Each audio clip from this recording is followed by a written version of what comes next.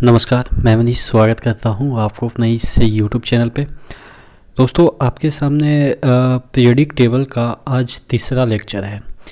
तो अगर अभी तक पीरियडिक टेबल का 2 लेक्चर नहीं देखे हैं तो आप जो प्लेलिस्ट है उसमें जाके चेक कीजिएगा। उसमें आपको साइंस के जो केमिस्ट्री के प्लेलिस्ट है उसमें आपको ये चीज़ें मिल जाएगी। ठीक है, तो शुरू करें। पहला क्वेश्चन है, सिक्के का जो धातु है किसे कहा जाता है। देखिए, आपको पता है कि जो हमारा सिक्का है वो पहले किस तरह से बनाए जाते थे। तांबा के बनाए जाते थे, यानी कि कॉपर के बनाए जाते थे। सिल्वर के भी सिक्के आपके घर में मिल जाएंगे, अगर पुराने सिक्के होंगे, दादा दादी से पूछेंगे तो आपको मिल जाएंगे। ठीक है, और सोने के सिक्के तो आजकल तो एक त्योहारों पे ख़रीदा जाता है। ठीक है, दिवाली के समय सोने के सिक्के खरीदे जाते हैं, यानी कि सिक्के तो ये सभी चीज़ों से बनते हैं, तो इस वजह से इसे सिक्का धातु कहा जाता है। यानी कि इन सभी धातु से, यानी कि इन सभी मेटल से सिक्का बनाया जाता है, इसीलिए इन्हें सिक्के का धातु कहा जाता है। ठीक है, यानी कि आप कह सकते हैं कि सिक्के का धातु यानी कि मेटल ऑफ कॉइन कह सकते हैं, या कॉइन मेटल कह सकते हैं। अगला देख लेते हैं, यूरेनियम के बाद आने वाले तत्व को क्या कहते हैं। देखिए, यूरेनियम जहाँ पे भी पीरियडिक टेबल है उसके बाद जो भी एलिमेंट आएंगे उसको क्या बोला जाता है, पैरा यूरेनियम। ठीक है, यानी पैरा मतलब बाद में। ठीक है, पैरा मतलब बाद में होता है। ठीक है, तो इसका आंसर क्या हो जाएगा, पैरा यूरेनियम। अगला देख लेते हैं, आवर्त सारणी के 16वें वर्ग के तत्वों को क्या कहा जाता है। तो देखिए, 17वें वर्ग के जो आपके एलिमेंट होते हैं उसको क्या बोलते हैं, हैलोजन ग्रुप। तो उसी तरीके से जो आपके 16वें ग्रुप के एलिमेंट हैं उसको क्या बोलते हैं, चाल्कोजेन ग्रुप। ठीक है, हैलोजन ग्रुप 16वां को क्या बोलेंगे, चाल्कोजेन। 17वां को क्या बोलेंगे, हैलोजन। और 18वां को क्या बोलेंगे, इनर्ट ग्रुप। आपके ये जो पीरियडिक टेबल है, 1 मिनट मैं आपको पीरियडिक टेबल से समझाने की कोशिश करता हूँ, क्योंकि वहाँ से आपको अच्छे तरीके से समझ में आएगा कि कहाँ पे क्या है। जैसे ये आपके पीरियडिक टेबल है। ठीक है, अब देखिए, ये आपके फर्स्ट ग्रुप हो गया, सेकंड ग्रुप हो गया, थर्ड, फोर्थ, इस तरह से आप यहाँ पे जाएंगे तो ये आपके 16वां हो गया, ये 15वां हो गया, ये 14वां और ये 13वां ग्रुप हो गया। ठीक है, तो ये आपके 16वां ग्रुप है और ये 17वां ग्रुप है और ये 18वां। तो जो 16वां ग्रुप के जितने भी ये एलिमेंट होंगे उसको हम क्या बोलेंगे, उसको हम बोलेंगे चाल्कोजेन। ठीक है, और इसको हैलोजन ग्रुप बोलते हैं, इसको इनर्ट ग्रुप बोलते हैं। ठीक है, तो इस तरह से आपको समझ में आ गया होगा कि जो ये 16वां ग्रुप के एलिमेंट हैं उसको क्या बोलते हैं, चाल्कोजेन। ठीक है, याद रहेगा बात।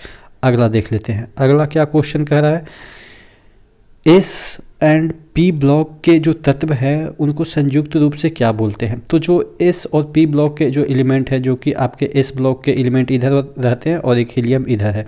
ठीक है, और पी ब्लॉक के एलिमेंट यहाँ पे रहते हैं, यहाँ पे डी ब्लॉक के एलिमेंट रहते हैं और यहाँ पे एफ ब्लॉक के एलिमेंट रहते हैं। ठीक है, तो आपसे पूछा जा रहा है कि एस और पी जो ब्लॉक के एलिमेंट हैं उसको संयुक्त रूप से क्या बोलते हैं, निरूपक एलिमेंट बोलते हैं, यानी कि निरूपित किया जाता है जिससे, या मुख्य वर्ग एलिमेंट कहते हैं इसको, यानी कि मुख्य वर्ग के एलिमेंट है, या प्रतिनिधि एलिमेंट, यानी कि ये प्रतिनिधि करते हैं, रिप्रेजेंट करते हैं, यानी कि रिप्रेजेंटेटिव आप कह सकते हैं, या आप कह सकते हैं रिप्रेजेंटेटिव एलिमेंट। ठीक है, तो यानी कि इसके 3 नाम है। एस और पी ब्लॉक के जो एलिमेंट है उनको संयुक्त रूप से निरूपक एलिमेंट, या मुख्य वर्ग के एलिमेंट, या आपके प्रतिनिधि एलिमेंट, यानी कि जो रिप्रेजेंट करता है पीरियडिक टेबल को, वैसा बोल सकते हैं कि रिप्रेजेंटेटिव आपके एलिमेंट है। ठीक है, अगला देख लेते हैं, अगला है आवर्त सारणी में कुल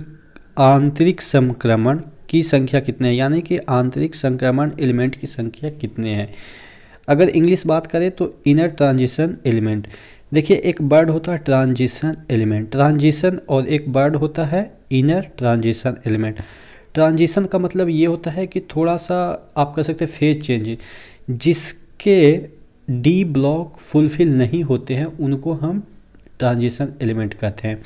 तो डी ब्लॉक फुलफिल किसके नहीं होते हैं, आपके डी ब्लॉक के एलिमेंट के, और इनर ट्रांजिशन में क्या होता है कि जो एफ ब्लॉक के एलिमेंट होते हैं उसको कहते हैं इनर ट्रांजिशन एलिमेंट। यानी कि कहने का मतलब ये है कि आपसे पूछा जाए कि ट्रांजिशन एलिमेंट कौन से ब्लॉक के जो एलिमेंट हैं उसको कहते हैं, तो आपको बताना है कि जो आपके डी ब्लॉक के एलिमेंट हैं, डी ब्लॉक के जो एलिमेंट हैं उसको ट्रांजिशन एलिमेंट कहते हैं। यानी कि कहने का मतलब ये आपके जो एलिमेंट हैं, ये आपके जो एलिमेंट है, ठीक है, इसमें लेंथेनाइड यहाँ पे है और ये एक्टेनाइड है, ठीक है, एक्टेनियम है और लेंथेनियम है, ठीक है।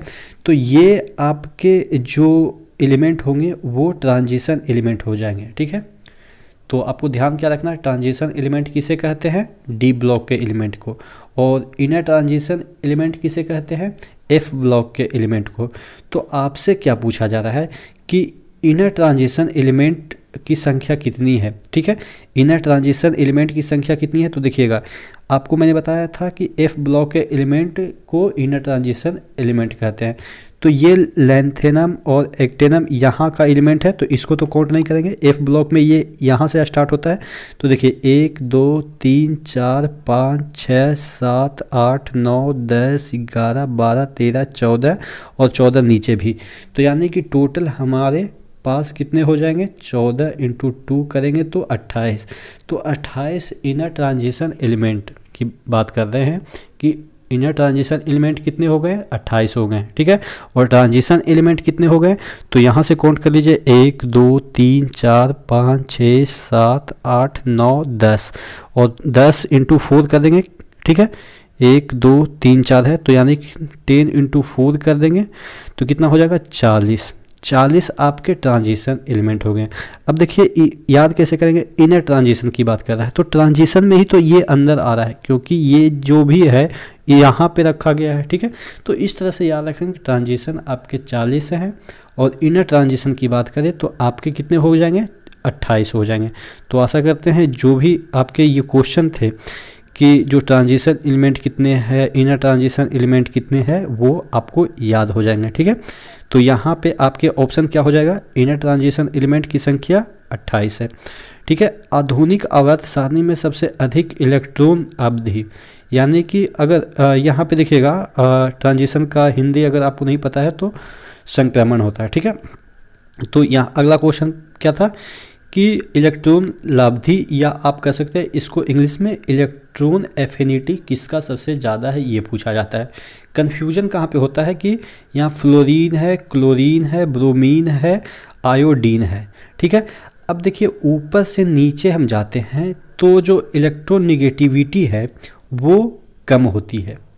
तो हम क्या समझते हैं, इलेक्ट्रोनिगेटिविटी जितना ज़्यादा रहेगा उतना एफिनिटी सबसे ज़्यादा रहेगा।